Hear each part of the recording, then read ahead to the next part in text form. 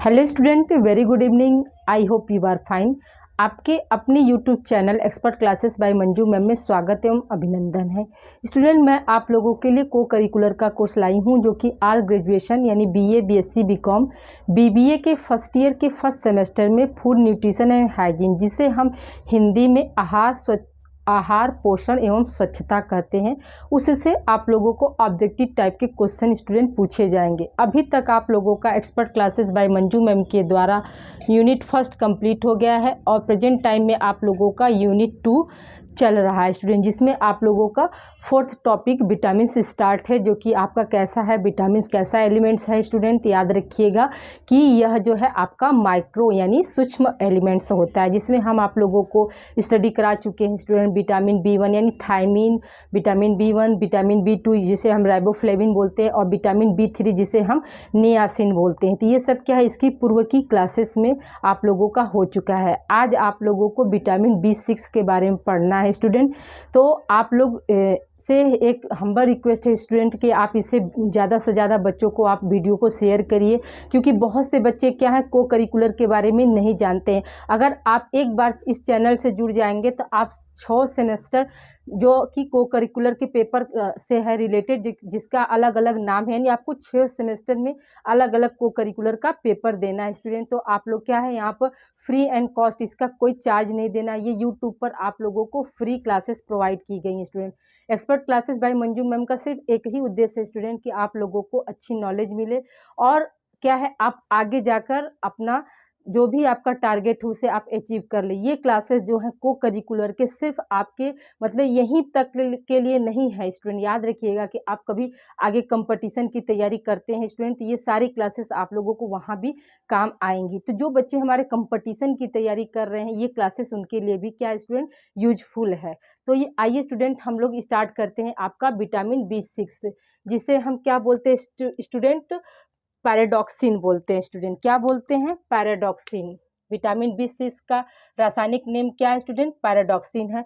तो इसकी जो खोज हुई स्टूडेंट तो किस पर किया गया था स्टूडेंट? पहले जो वैज्ञानिक लोग होते थे तो वो अपना जो डिस्कवरी किसी भी मतलब नए नए सोर्स का डिस्कवरी करना, किसी भी तत्व का डिस्कवरी करना, तो वो क्या करते थे?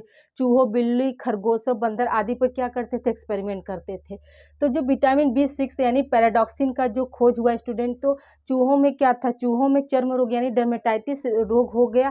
तो जब उन्हें विटामिन B6 दिया गया तो देखा गया कि जो मतलब चर्म रोग के जो लक्षण थे वो क्या थे? समाप्त हो गए, गायब हो गए।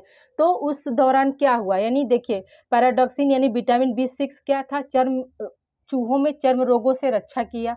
ठीक है, तो फिर उस दौरान क्या किया गया? ये जो विटामिन B6 है या पैराडॉक्सिन का नाम क्या रखा गया?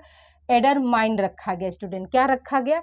एडरमाइन रखा गया। इसको आप लोग हिंदी में भी लिख लीजिएगा, एडरमाइन रखा गया। ठीक है, फिर बाद में क्या हुआ स्टूडेंट? एडरमाइन रखने के बाद फिर बाद में इसको रखा गया कि इसका नाम क्या होना चाहिए? विटामिन B6 रखा गया। ठीक है, पहले क्या था मतलब चूहों में जैसे ही चर्म रोगों से मतलब उनकी रक्षा हो गई तो उसे एडरमाइन रखा गया, लेकिन फिर बाद में इसी को क्या कहा गया? विटामिन B6 कहा गया स्टूडेंट।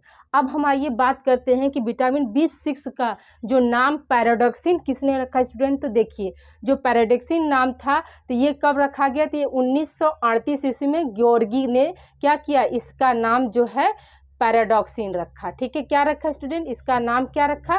पैराडॉक्सिन रखा। विटामिन B6 का रासायनिक नेम क्या होता है स्टूडेंट? पैराडॉक्सिन होता है। अब देखिए हम बात करते हैं स्टूडेंट, तो आपको कभी क्वेश्चन आ सकता है स्टूडेंट कि जो पैराडॉक्सिन है उसके कितने रूप होते हैं स्टूडेंट? तो याद रखिएगा कि इसके 3 रूप हैं या 3 फॉर्म होते हैं। यानी पैराडॉक्सिन यानी विटामिन B6 जो है कितने फॉर्म में मिलता है? तो याद रखिएगा कि 3 फॉर्म होते हैं इसके। पहला क्या है आपका? पैराडॉक्सिन स्वयं है। दूसरा क्या होगा? पैराडॉक्साल होता है स्टूडेंट। ठीक है, पैराडॉक्सामीन है। देखिए स्टूडेंट ये क्या है? ये आपके मतलब विटामिन B6 का जो है तीनों रूप है। पहला है आपका पैराडॉक्सिन, दूसरा है आपका पैराडॉक्साल, तीसरा है आपका पैराडॉक्सामीन स्टूडेंट। ठीक है, तो ये क्या है? आपके तीनों रूप है स्टूडेंट। तो आइए हम बात करते हैं स्टूडेंट अब इसकी विशेषता की। अभी तक ये क्या था, ये विटामिन B6 से रिलेटेड कुछ जानकारियां थी स्टूडेंट, ठीक है। अब हम इसकी विशेषताएं की बारे में बात करते हैं, यानी कैरेक्टरिस्टिक्स क्या है। तो पहला देखिए, पहला पॉइंट है आपका कि यह क्या होता है, गंध रहित व सफ़ेद रवेदार होता है। दूसरा क्या है स्टूडेंट, स्वाद कसैला, यानी विटामिन B6 का जो स्वाद होता है वो कैसा होता है, कसैला होता है। तीसरा क्या है, जल व एल्कोहल में घुलनशील होता है। जो विटामिन B6 है स्टूडेंट, तो वो किस में घुलनशील रहता है, तो जल और एल्कोहल में क्या होता है, यह घुलनशील होता है।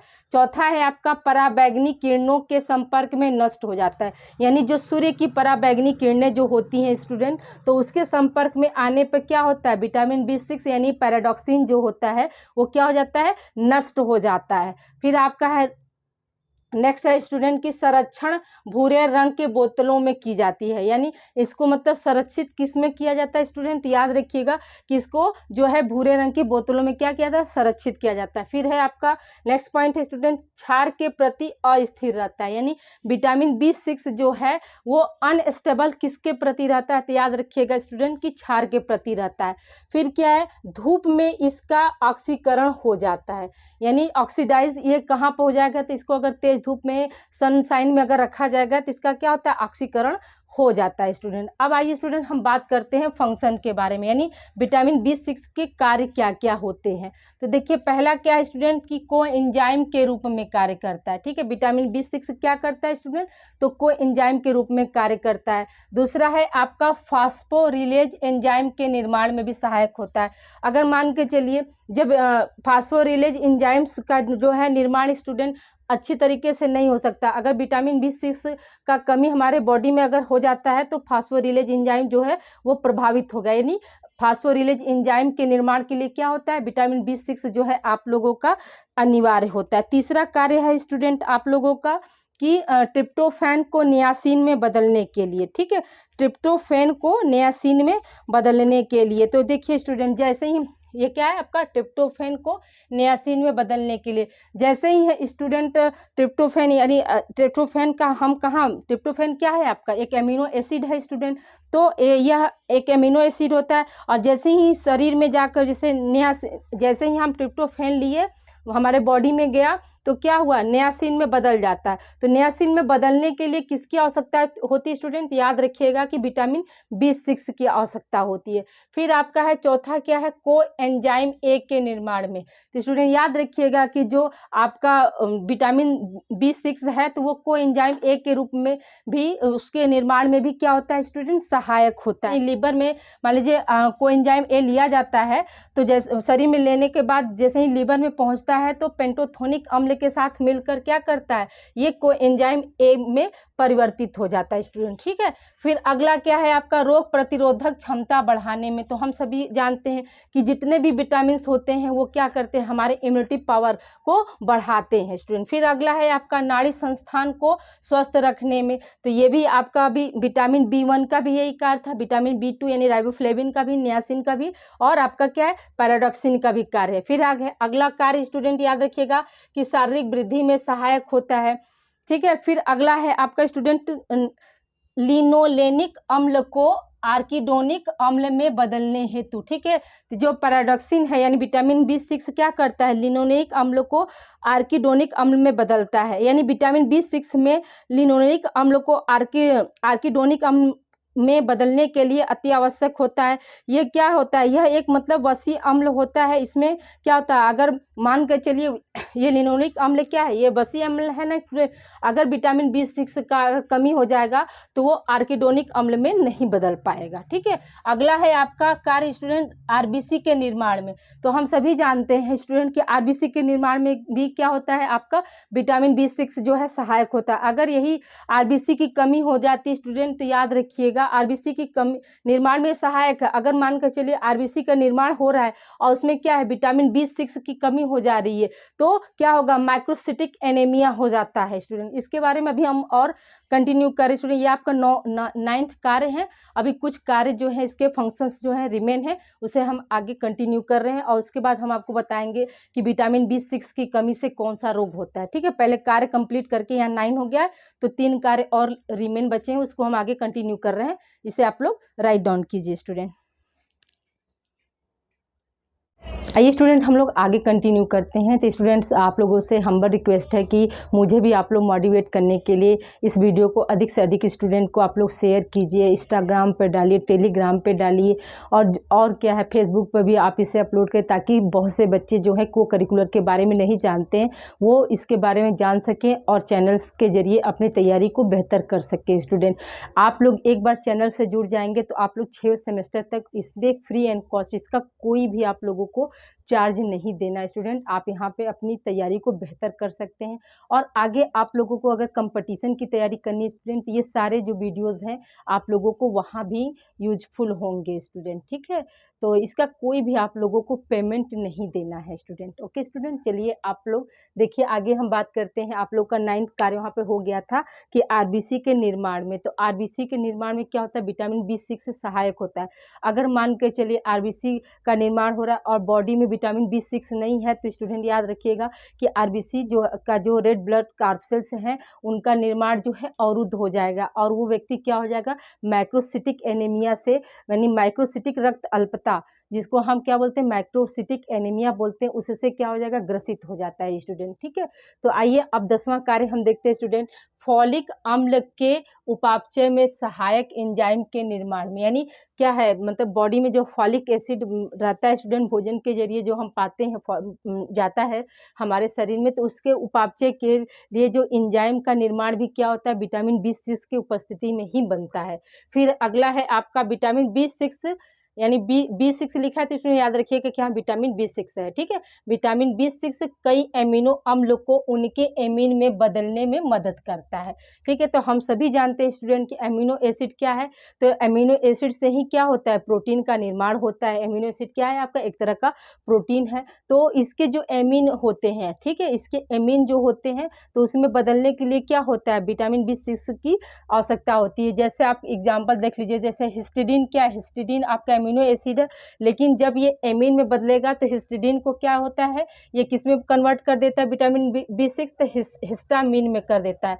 फिर क्या है आपका टायरोसिन है, तो टायरोसिन को किस में कर देगा, टायरामिन में कर देता है। यानी विटामिन B6 क्या काम करता है स्टूडेंट, जितने भी एमिनो अम्ल होते हैं उनके एमीन फॉर्म में बदलने का कार्य करता है। जैसे हिस्टाडीन को हिस्टामिन में और टायरोसिन को टायरामिन में, ठीक है। अब देखिए स्टूडेंट, कमी से प्रभाव, यानी विटामिन B6 की अगर बॉडी में कमी हो जाती है तो उससे हमें क्या प्रभाव पड़ता है, या उससे हमें कौन सी बीमारियां होंगी, इसके बारे में हम डिस्कस करते हैं। तो देखिए स्टूडेंट, पहली बीमारी क्या हो जाएगी, आपको माइक्रोसिटिक रक्त अल्पता हो जाएगा। जिसके भी शरीर में विटामिन B6 की कमी हो जाती है तो क्या कौन सा बीमारी होता है स्टूडेंट, तो माइक्रोसिटिक रक्त अल्पता हो जाता है। फिर दूसरा क्या है स्टूडेंट, शारीरिक वृद्धि अवरुद्ध हो जाएगा, यानी शारीरिक वृद्धि जो है उसका, उस व्यक्ति का क्या होगा, या उस बच्चे का क्या होगा, रुक जाता है। फिर है तीसरा है आपका वयस्कों में चर्म रोग हो जाना, यानी डर्मेटाइटिस रोग हो जाता है। अगर विटामिन B6 की कमी हो जाएगी तो क्या हो जाएगा, चर्म रोग हो जाता है स्टूडेंट। ये हमें अभी आप लोगों को पूर्व में बताया स्टूडेंट की जो विटामिन B6 की खोज कैसे हुई, तो चूहों में क्या किया गया, देखा गया कि ये चर्म रोग है, और जैसे ही उसको विटामिन B6 दिया गया तो क्या हुआ, चर्म रोग के जितने भी लक्षण थे, जितने भी सिम्टम्स थे, क्या गायब हो गया। यानी क्या हुआ, चर्म रोग को ठीक करने में विटामिन B6 क्या है, अहम भूमिका निभाता है स्टूडेंट। तो ये देख लीजिए कि वयस्कों में क्या होता है, चर्म रोग हो जाता है। फिर क्या है, अनिद्रा जैसी समस्या उत्पन्न हो जाती है। पांचवा है भूख न लगना हो जाता है, ठीक है। उस व्यक्ति को क्या होगा, भूख नहीं लगेगा। क्यों, क्योंकि जो पाचन का जो डाइजेशन का प्रोसेस है स्टूडेंट, वो कहीं ना कहीं क्या होता है, विटामिन B6 के अब्सेंट में क्या होगा, वो प्रभावित होता है, ठीक है। छठा है आपका इंसुलिन की कमी से डायबिटीज हो जाना। हाँ, तो हमने अभी बताया एक फंक्शन में भी आप जोड़ लीजिएगा स्टूडेंट कि ये हार्मोन्स के निर्माण में भी अहम भूमिका निभाता है। तो जो इंसुलिन है, इंसुलिन कहाँ से निकलता है स्टूडेंट, तो याद रखिएगा कि पेनक्रियास से स्रावित होने वाला हार्मोन्स जो होता है वो इंसुलिन होता है। ये इंसुलिन क्या कार्य करता है स्टूडेंट, तो बॉडी में क्या होता है, ग्लूकोज के लेवल को मेंटेन रखता है। अगर मान कर चलिए यही ग्लूकोज के लेवल जो है बढ़ जाता है तो किसी भी व्यक्ति को, बच्चे को क्या हो जाता है, डायबिटीज हो जाता है। फिर अगला है स्टूडेंट मानसिक रूप से परेशान, ठीक है। वो व्यक्ति क्या हो जाता है, मानसिक रूप से परेशान हो जाता है। उल्टी की शिकायत आना, ठीक है, बार बार क्या होगी, उसको वोमिटिंग आना, जी मचलाता है। फिर क्या है, आंखें जो है लाल हो जाती हैं। और फिर क्या है आपका, बच्चों को चर्म रोग व फोड़े फुंसी निकलना, ठीक है। यानी आपके क्या है, वयस्कों में भी चर्म रोग हो जाएगा, और क्या होता है, बच्चों में भी चर्म रोग हो जाता है, और क्या होता है, इसकी कमी से क्या होगा, फोड़े फुंसी छोटे छोटे जो है निकलने लगता है, ठीक है स्टूडेंट। अब आगे हम बात करते हैं प्राप्ति के स्रोत पर, ठीक है, यानी प्राप्ति के क्या क्या साधन होते हैं। तो सबसे अधिक जो है कहाँ पाया जाएगा, प्रचुर मात्रा में किसमें होगा, और अल्प मात्रा में कहाँ पाया जाता है। याद रखिएगा स्टूडेंट कि जो सबसे अधिक जो होता है वो सूखा खमीर, यकृत, चावल की भूसी, गेहूं का चोकर व मिंगी में पाया जाता है स्टूडेंट, ठीक है। जो आपका विटामिन B6 है यानी पैराडॉक्सिन जो है वो क्या है, सूखा खमीर है, यकृत में, चावल की भूसी और गेहूं का चोकर व मिंगी में पाया जाता है। गेहूं की मिंगी होती है तो इसी को हमने लिख दिया यहाँ पर मिंगी, ठीक है। अगला है आपका प्रचुर मात्रा में, तो क्या होगा, साबुत अनाज, दालें, तेल बीज, सूखे मेवे, मांस, हरे पत्तेदार सब्जियां, दूध पाउडर, ये सब में क्या है, प्रचुर मात्रा में पाया जाता है। फिर देखिए स्टूडेंट अल्प मात्रा में क्या होता है, तो अल्प मात्रा में आटा हो गया, मैदा हो गया, पिसा हुआ अनाज, फल, पॉलिश चावल, जड़ कंद वाली सब्जियां, ये सब में क्या होता है स्टूडेंट, तो ये अल्प मात्रा में पाया जाता है स्टूडेंट, ठीक है। आई होप यहाँ तक आप लोग को ये सारे पॉइंट्स क्या होंगे स्टूडेंट, क्लियर हो गए होंगे। तो स्टूडेंट याद रखिएगा कि आपका मोस्ट इंपॉर्टेंट है, एक देखिए आपका एक यहाँ पे क्या है, माइक्रोसिटिक रक्त अल्पता है स्टूडेंट, ठीक है। एनीमिया भी एक, अभी आपको हम विटामिन B12 पढ़ाएंगे तो उसमें भी क्या होगा, अल्पता पाया जाएगा ना, उसमें भी क्या होगा, एनीमिया पाया जाता है। तो ये देखिए माइक्रो है, ठीक है, माइक्रो यानी इसको हम ऐसे पढ़ेंगे, ठीक है, माइक्रो, और वहाँ पे क्या हो जाएगा, मैक्रो हो जाएगा, ठीक है। जो विटामिन B12 की कमी से क्या होगा, तो मैक्रो रक्त अल्पता पाया जाए, ये क्या है, माइक्रोसिटिक रक्त अल्पता। तो ये आपका इंपॉर्टेंट है स्टूडेंट, ये हमेशा एग्जाम में आपका पूछा जाता है कि माइक्रोसाइटिक साइटिक या माइक्रोसिटिक भी करके दे देगा तो भी जानेंगे। यहाँ पे क्या है, माइक्रोसाइटिक एनीमिया है, और इसी को क्या बोलते हैं स्टूडेंट, माइक्रोसिटिक एनीमिया भी बोलते हैं। तो ये करके दे देगा कि आपको माइक्रोसिटिक एनीमिया जो होता है वो किस विटामिन की कमी से होता है। तो हम क्या बताएंगे स्टूडेंट कि विटामिन B6 या B6 का नाम ना देके क्या दे देगा, आपको पैराडॉक्सिन दे देगा, तो भी हमारा क्या होगा, पैराडॉक्सिन होगा स्टूडेंट, ठीक है। ये आपका मोस्ट इंपॉर्टेंट है स्टूडेंट, आप लोग इसको बहुत अच्छे से बी केयरफुली आप लोग पढ़िएगा। और देखिए इसकी खोज किसने की थी, तो गोर्गी ने की थी। कब की थी, तो 1938 ईस्वी में की गई थी, ठीक है। आई होप यहाँ तक आप लोग को सारी चीज़ें क्लियर हो गई होंगी स्टूडेंट। तो आज के लिए इतना ही स्टूडेंट, मिलते हैं हम अगली क्लास में अगले विटामिन के साथ। तब तक अपना आप ख्याल रखिएगा, और पढ़ाई क्या है आप इंजॉय पूर्ण करिए स्टूडेंट, ठीक है, बर्डन लेकर मत पढ़िएगा। ये बहुत ज़्यादा लंबी क्लासेस हम आप लोग को इसीलिए नहीं दे रहे कि समय अभाव के कारण क्या है, आप लोग हो सकता है कि इसमें टाइम जो है आपका कंज्यूम होता होगा। तो हम क्या कर रहे हैं, वीडियो को बहुत ही मतलब अच्छे कंटेंट ला रहे हैं, और टाइम जो ड्यूरेशन है वो 15 से 16 मिनट रख रहे हैं। आधा आधा घंटे का हम वीडियो नहीं बना रहे हैं कि बच्चों का क्या होगा, टाइम ज़्यादा कंज्यूम होगा। तो 15 मिनट का वीडियो, इसको आप लोग लिखने में खुद ही आप लोग को आधा घंटा लग जाता होगा। तो ओके स्टूडेंट, इसे आप लोग राइट डाउन कीजिए, और इसे बार बार वीडियो को सिर्फ आप सुनते भी रहेंगे तो भी क्या होंगी, बहुत सारी चीज़ें जो है मेमोराइज होती जाएंगी। ओके स्टूडेंट, अपना ध्यान रखिए। Thank you for watching my videos, और please like and subscribe my channel expert classes by Manju ma'am.